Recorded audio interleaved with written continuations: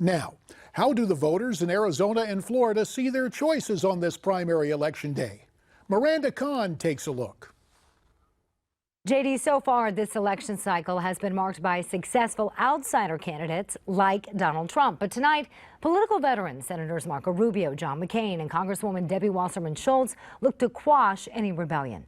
Let's talk about Florida. Republican Marco Rubio caught many by surprise when he decided to run for re-election, despite his pledge not to run. Now, he was favored to win against businessman Carlos Baruf, who's embraced Trump's style and called out Rubio in the past for his tepid support of the GOP nominee. Rubio repeated his lukewarm endorsement of Trump during a recent CNN interview. The primary is over. The Republican voters have chosen a nominee, and we have a choice between two people. I do disagree with Donald on a number of things. I disagree with Hillary on everything. Rubio says he would be open to campaigning with Trump despite their issues during the presidential primary. If Rubio beats Baruf, he'll face off against Congressman Patrick Murphy or Alan Grayson come this November. Meanwhile, Congresswoman Debbie Wasserman Schultz fights to hang on to her House seat, making a last-minute plea to Floridians today. People across South Florida care about jobs. They care about Social Security. They care about having a representative that's going to be their voice and that's going to have their back. Wasserman Schultz resigned as DNC chair last month following the cyber hack, which revealed bias towards Hillary Clinton. She's facing law school professor Tim Canova, who endorsed Senator Bernie Sanders for president.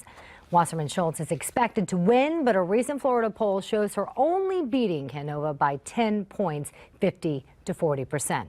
We also want to mention military veteran Brian Mast. Many of you see him here on Newsmax TV. He's running for Congress. Over in Arizona, Senator John McCain is running for re-election. He's facing former Arizona State Senator Kelly Ward. Back to you, JD. And that last item, Miranda, I kind of resembled that remark about 6 years ago in a certain primary. This quick reminder, we'll be taking your calls over the next hour at 1-877-NEWSMAX. That's 1-877-639-7629. Now, for more on all of this, we're pleased to be joined by Newsmax TV political analyst Dick Morris. Dick, of course, the author of Armageddon, How Trump Can Beat Hillary. As always, Dick, we appreciate your time here on Newsmax Prime. So, Florida, Marco Rubio as the Republican senator, Debbie Wasserman Schultz as the former head of the Democrat National Committee are both anxiously awaiting these results. How do you think it's going to turn out tonight in the Sunshine State? Well, I think, of course, Rubio will win. The question is, will Grayson, who has been proven to be horribly corrupt, win the Democratic nomination, or will Murphy, who's kind of a more normal Democrat? We'll have to see about that. But I think there's an interesting story behind this, JD. In the last month, the media has been filled with reports that the Republicans are going to die, they're going to lose the Senate, they're going to lose the House, Trump is going to drag them to oblivion. And now, all of a sudden, the Republicans are coming on strong in the Senate races. Ohio, which was supposed to be a likely takeaway, the Democrats have canceled their media buy. So Portman looks like he's hanging on, a Republican. Toomey has opened up a significant lead in Pennsylvania. Florida, which the Democrats once counted as a pickup, now with Rubio coming back in, it looks like not. So the dominoes are not falling as the Democrats had wanted. And that, of course, is part of the national story. Trump is back in this race. The Real Clear Politics average had him down by 6.8, and now it has him down by 4.3. And that's significant. That's a significant closure. And today, the New York Times threw Hillary under the bus, calling for them to disassociate themselves from the Clinton Foundation and saying it was an ethical imperative for Hillary to do that. That was the time. You know, it's interesting you mentioned that Times editorial, and of course it's public advice saying get out of it so we can move on and not report the story. Yet there is another story that warrants our attention. Our parent website, Newsmax.com, led with this throughout the afternoon. The State Department says about 30 emails involving the 2012 attack on the U.S. compounds in Benghazi, Libya, are among the thousands of Hillary Clinton emails recovered during the FBI's recently closed investigation into her private server. Government lawyers told a U.S. District Court judge earlier that an undetermined amount of the emails were not included in the 55,000 pages previously provided by Mrs. Clinton. How big a bombshell will this turn out to be? Well, we'll see what's in the emails. That could be very significant. Remember the email to Chelsea saying that this is a terror attack showed that she was lying when she implied it was based on a video. But let's just pause for a minute over the fact that when Hillary said that those emails she deleted had nothing to do with State Department business, that was a bold-faced lie. The State Department is now saying that many of them related directly to Benghazi, not, as she said, her yoga lessons or Chelsea's wedding. As a matter of fact, Dick, Judicial Watch today submitted 25 questions for Mrs. Clinton to answer about her use of that private email system. After being granted permission to pose those questions, the same judge denied Judicial Watch's request to depose the Democrat nominee directly. What do you expect to come out of this? Well, I think there are going to be more revelations about Benghazi.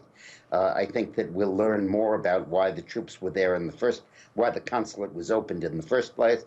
We'll learn more about why there were no reinforcements.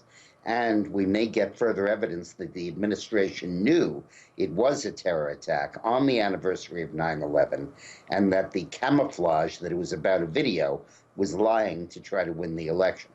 Dick, we understand these questions must be answered in writing, albeit under oath, by September 29th. If you were able to ask Hillary any question, what would that first question to her be?